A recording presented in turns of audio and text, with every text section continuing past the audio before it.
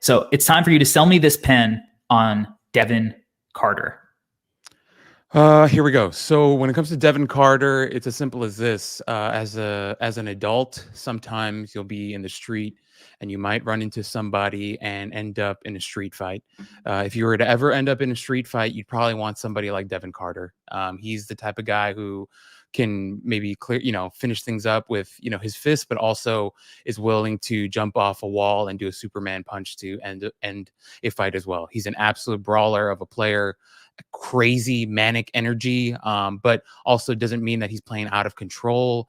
He's a 6'3" guard with great size and length and strength and energy, and he's a developing shooter. And just imagine this, right? You bring Devin Carter off your bench to play 22 minutes a game as your backup point guard. He's going to do good things on both sides of the court is the easiest, best way to put it. If you're not interested in that, you're probably not interested in winning is what I'd say. So you should probably grab Devin Carter with a pick within the first 16 picks of the draft. I think that's right.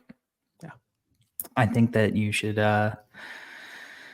heavily consider investing in Devin Carter if you're a team that's serious about winning. Is he going to change the entire future of your franchise like a Victor Wembanyama? He is not. But if you already have an infrastructure and you're a team that's looking to win games and, you're kind of strapped for cash and, there's not a lot of avenues for you to improve, but you have this draft pick, Devin Carter, he could potentially be that guy for you. And that's the thing, right? One of these smart teams that always draft well and always know how to get the most out of their guys.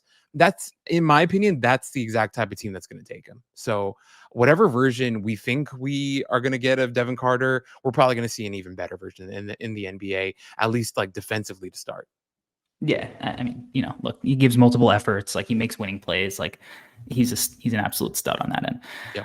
So we talked about Miami as a team. You mentioned Minnesota. Are there any other teams that you think if you were investing in this guy, this would be the team that could get the most out of him?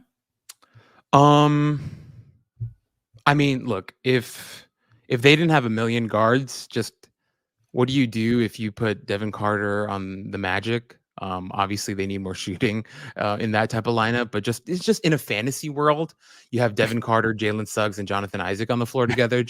It's a rock fight. No one's ever going to score, right? It's just if you look at Jalen Suggs and Jonathan Isaac, probably the two best defenders in the NBA this season, other than Rudy Gobert and a couple other guys. So insane. I don't know, Corey. Would you take him in Chicago to play with Alex Caruso? I would, and Kobe White. That's pretty insane stuff. I don't know.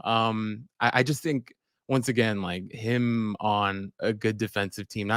I'm not saying Chicago's a good defensive team, but you guys have Caruso, so Chicago's been a good defensive team for, been a good defensive team. Billy sure. Donovan. Actually, you're right. And DeRozan also deserves some credit, right? But I think when he's healthy. Yep. But I think just putting him on a good team is kind of where my head is at. I don't want, I think he works anywhere ultimately. Even throw him on the Knicks, he's gonna figure it out, right? But I just want to see him on a good team because I want to see him have an impact from day one. In high leverage games, because just watching his Providence stuff, in close, tight games, he's there and he wants it.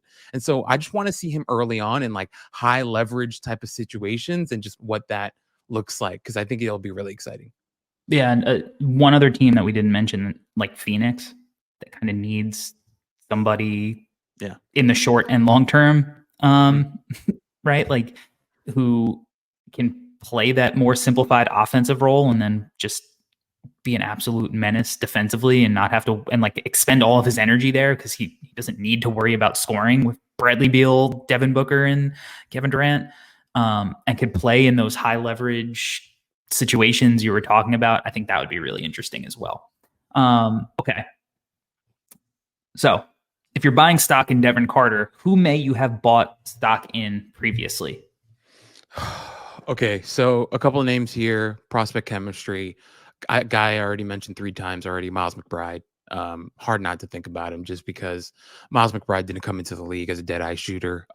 He's improved a ton. He's actually above 40% right now, and I think for the month of March, he's like 42%, something like that. Another name that came to my mind was like the absolute best version of Jose Alvarado, was something that I wrote down. Also, maybe Marcus Smart. Just, thinking about, his impact on the defensive side of the ball. Marcus obviously, famously really, really wanted to play point guard for the Boston Celtics. And, that kind of went the way that it went. I just feel like that type of archetype is where he's going to end up.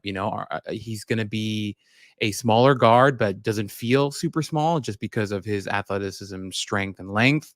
But, can in a pinch run your offense, is going to offer a ton of value in terms of his defensive rebounding. I just think, that type of player is kind of where my head's at. Yeah, this was a hard one for me. Yeah. Because he's pretty unique as a player.